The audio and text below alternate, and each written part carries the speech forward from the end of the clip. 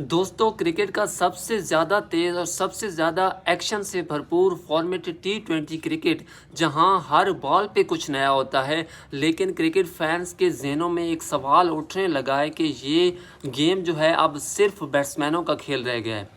छक्के चौके 200 plus strike rate, अब बॉलर्स तो बस सर पकड़ के रह जाते हैं। आज हम बात करेंगे कि किस तरह T20 क्रिकेट में बैटिंग ने बॉलिंग पर मुकम्मल कब्जा जमा लिया है और आने वाले वक्तों में इसका क्या मतलब है। तो इन सभी चीज़ों को जानने के लिए वीडियो में आखिर तक हमारे साथ जुड़े रहिएगा, क्योंकि यहाँ पे बात होगी दिल से और सच्चाई के साथ। जब 2007 में पहला T20 वर्ल्ड कप हुआ था तो 160 रन का टारगेट भी बहुत बड़ा महसूस होता था।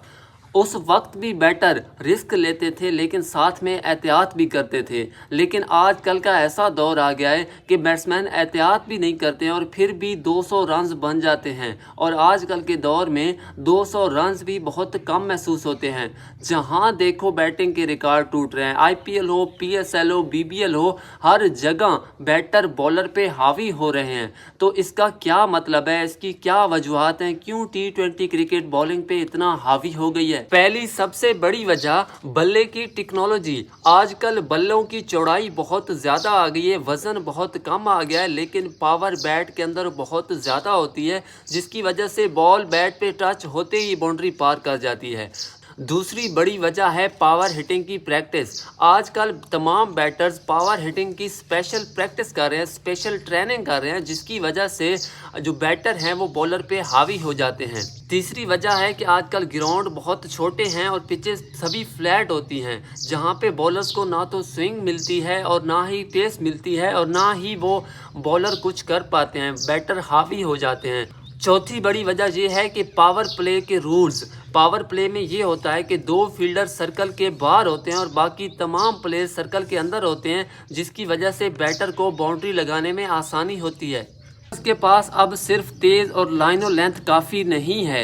एक बॉलर्स को चाहिए कि वो 5 अलहदा वैरायटीज़ इस्तेमाल करे, जैसे कि वो यॉर्कर करे, वो बाउंसर करे, स्विंग करे, वो स्लोअर बॉल करे, और इस तरह और भी वैरायटीज़ बॉलर को लानी होंगी। लेकिन अगर बॉलर ये काम कर भी लेता है तो आजकल के बैटर्स के पास उनका भी तोड़ मौजूद है। मिसाल के तौर पे अगर कोई यॉर्कर करता है तो वो इजीली चौका लगा सकते हैं, कोई बाउंसर करता है तो इजीली बैट्समैन चौका लगा सकता है। मिसाल के तौर पे 2022 के वर्ल्ड कप के अंदर तमाम बैटर्स का स्ट्राइक रेट 140 से ऊपर का रहता है। मिडल आर्डर तो इतनी तेज़ बैटिंग करते हैं कि उनका स्ट्राइक रेट 200 तक पहुंच जाता है। तो आप अंदाज़ा लगा सकते हैं कि T20 क्रिकेट में बैटिंग कितनी तेज़ हो गई है और बॉलिंग कितनी कमज़ोर हो गई है। फिर भी कुछ बॉलर्स इस बैटिंग के तूफान में कामयाब हैं।